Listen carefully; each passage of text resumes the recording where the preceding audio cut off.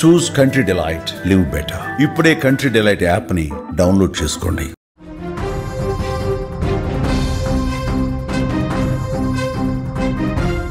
Breaking news చూస్తున్నాం. రాముని జన్మస్థలంపై మరోసారి చర్చ జరుగుతోంది. వివాదాస్పద వ్యాఖ్యలు చేశారు నేపాల్ ప్రధాని కేపీ శర్మ ఓలీ. రాముడు నేపాల్లో జన్మించాడంటూ ప్రకటన. వాల్మీకి రాసిన కథ ఆధారంగా చెప్తున్నాడు ఆయన. శివుడు విశ్వామిత్రుడు కూడా నేపాల్లోనే జన్మించారని కామెంట్ చేశారు. గతంలో కూడా ఇలాంటి వ్యాఖ్యలే చేశారు నేపాల్ ప్రధాని. నేపాల్ ప్రధాని వ్యాఖ్యలపై తీవ్ర వ్యతిరేకత వస్తోంది. శ్రీరాముడి జన్మస్థలంపై నేపాల్ ప్రధాని కేపీ శర్మ ఓలీ వివాదాస్పద కామెంట్స్కు సంబంధించిన వార్త మనం చూస్తున్నాం. రాముడి జన్మస్థలంపై మళ్లీ చర్చను లేవనెత్తాడు ఆయన. రాముడు నేపాల్లోనే జన్మించాడంటూ చెప్తున్నాడు. రామ జన్మస్థలంపై ఎవరైనా వేరే కథలను అసలు ఏ విధంగా క్రియేట్ చేస్తారంటూ ఆయన మండిపడుతున్నాడు. రాముడు పుట్టిన స్థలం నేపాల్లోనే ఉందని, అది ఇప్పటికీ అక్కడే ఉందని చెప్తున్నాడు.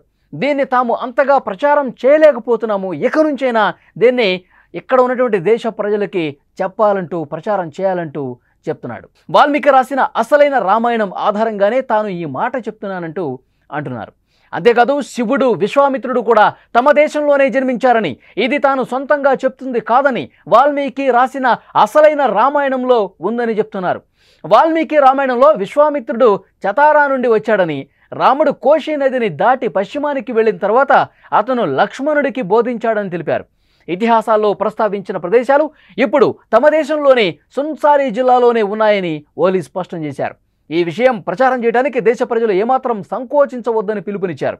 నేపాల్ ప్రధాని చేసిన ఈ కామెంట్స్ మరోసారి రాముడి జన్మస్థలంపై చర్చకు దారితీశాయి.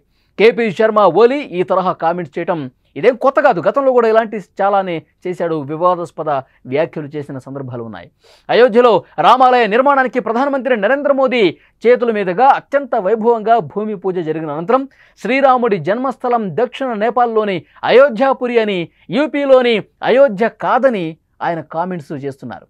అంతేకాదు అంతకుముందు కూడా 2020 సంవత్సరంలో కూడా ఇదే రకమైన కామెంట్స్ చేశాడు ఆయన. ఇప్పుడు రాముని జన్మస్థలంపై కేపీ శర్మ ఓలీ వ్యాఖ్యలు తీవ్ర దుమారాన్ని రేపుతున్నాయి.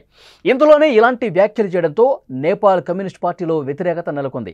మరోవైపు రాముడి జన్మస్థలంపై ఓలీ ప్రచారాన్ని జానకి ఆలయ పూజారులు సహా నేపాల్కు చెందిన మత నేతలు కూడా ఖండిస్తూ ఉన్నారు. కేపీ శర్మ ఓలీ ఏవైతే కామెంట్స్ చేశారో ఈ కామెంట్ల పట్ల ఆ దేశంలో ఉన్నటువంటి భక్తులు కూడా తీవ్రంగా మండిపడుతున్నారంటే, ఈ కేపీ శర్మ ఓలీ అక్కడి నేపాల్ ప్రధాని మనసులో ఎంత విషాన్ని నింపుకొని మన దేశం పట్ల, మన దేశంలో ఆల్రెడీ అయోధ్యలో రామ మందిర నిర్మాణం జరిగింది, రాముడు అయోధ్యలోనే పుట్టాడని చెప్పి చాలా అద్భుతంగా నిర్మాణం కూడా జరిగి ఇక్కడ అందరూ కూడా రామ భక్తులు ఎప్పటి నుంచో కల అయోధ్యలో రామ మందిర నిర్మాణం జరగాలని, నిర్మాణం జరిగింది. భక్తులంతా చాలా సంతోషంగా ఉన్నారు.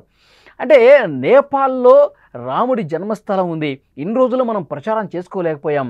అసలు భారతదేశం కాదు, అయోధ్య కాదు, ఇక్కడ చత్వారా జిల్లాలో థోరీ దగ్గర ఉన్నటువంటి ఏదైతే అయోధ్యపురి ఉందో ఇదే అసలైన రాముడి జన్మస్థలం అని ఆయన చెప్పడాన్ని, ఆయన చెప్పి దీన్ని ప్రచారం చేసుకోవాలని చెప్పినా సరే ఆ దేశంలో ఉన్నటువంటి భక్తులు కూడా, ఆ దేశంలో ఉన్నటువంటి చాలామంది ఆధ్యాత్మికవేత్తలు కూడా తీవ్రంగా మండిపడుతున్నారు నేపాల్ ప్రధాని మీద. ఇలాంటి ఇష్టారీతన మీకు ఏ నోటికి ఏదొస్తే అది.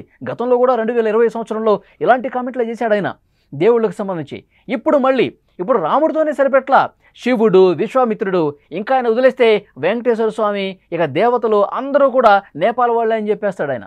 ఎందుకంటే ఆయన ఒక రకంగా ఓటు బ్యాంకు రాజకీయాల కోసం ఆయన తప్పిస్తున్నట్టుగా చాలామంది అభిప్రాయం వ్యక్తం చేస్తున్నారు. ఎందుకంటే నేపాల్లో కూడా హిందువులు మెజారిటీ ఉంటారు. సో హిందూ దేశం నేపాల్ కూడా, అక్కడ ఉన్నటువంటి హిందువుల ఓటు బ్యాంకును ఈ విధంగా వాళ్ళు ఒక రాజకీయం చేసి, మతపరమైనటువంటి రాజకీయాలు చేసి అక్కడ ఆయన తన పదవిని, తన సీట్ను సుస్థిరం చేసుకునే ప్లాన్లో భాగంగా ఇలాంటివి మళ్ళీ తెర మీదకి తీసుకొస్తున్నాడా? సో ఇలాంటి అంచనా కూడా ఉంది, ఇలాంటి అనుమానం కూడా చాలామంది ఉంది. అక్కడి ప్రజల్లోనే, అక్కడ ఉన్నటువంటి భక్తుల్లోనే తీవ్రంగా వ్యతిరేకత వ్యక్తమవుతోంది. కేపీ శర్మ ఓలీ, ఇప్పటికైనా నీ నోరు అదుపులో పెట్టుకో. రాముడి జన్మస్థలానికి సంబంధించి, రాముడి పుట్టుకకు సంబంధించి మీరు ఇలాంటి అవాకు చవాకులు, అవాస్తవాలు మాట్లాడితే తీవ్ర పరిణామాలు ఉంటాయని మనవాళ్ళు కాదు, మనం కాదు, ఆ దేశంలో ఉన్న వాళ్ళే హెచ్చరికలు జారీ చేస్తున్నారంటే ఆయన పరిస్థితి ఏంటన్నది కూడా అర్థం చేసుకోవాల్సినటువంటి అవసరం ఉంది. ఆయన ఇంకా చాలామంది దేవుళ్ళ పేర్లు చెప్తా ఉన్నాడు. అందరూ కూడా నేపాల్లోనే పుట్టారు. మనం సరిగా ప్రచారం చేసుకోలేకపోవటం వల్ల ఇవి మన దేవుళ్ళు కాకుండా పోయారంటూ కొంత ఆవేదన భరితంగా ఆయన మాట్లాడిన పరిస్థితి ఉంది. అవాస్తవాలు పదే పదే చెప్పినంత మాత్రాన 2020లో చెప్పారు, ఆ తర్వాత చెప్పారు, ఇప్పుడు చెప్తా ఉన్నారు. ఈ విధంగా పదే పదే రాముడి మావాడు, రాముడి జన్మస్థలం ఇక్కడే ఉంది అని చెప్పినంత మాత్రాన ఎవరూ నమ్మటానికి లేరు. వాల్మీకి రామాయణం గురించి ఆయన ప్రస్తావిస్తున్నారు.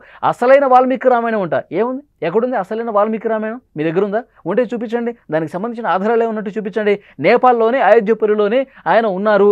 ఇప్పుడు ఒక రాష్ట్రంలో కొన్ని పేర్లు ఉంటాయండి. వేరే రాష్ట్రాల్లో కూడా ఆ ఊళ్ళకి, ఆ కాలనీలకి ఆ పేర్లు ఉంటాయి.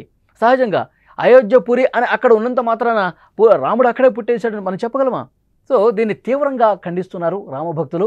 ఓలీ శర్మ ఏదైతే కామెంట్లు చేస్తున్నాడో నేపాల్ ప్రధాని, ఇప్పటికైనా తన తీరు మార్చుకోకపోతే, ఇప్పటికైనా ఈ విధంగా అవాస్తవాలు బంద్ చేయకపోతే పరిణామాలు చాలా తీవ్రంగా ఉంటాయని రామభక్తులు హెచ్చరిక చేస్తున్నటువంటి పరిస్థితి ఉంది.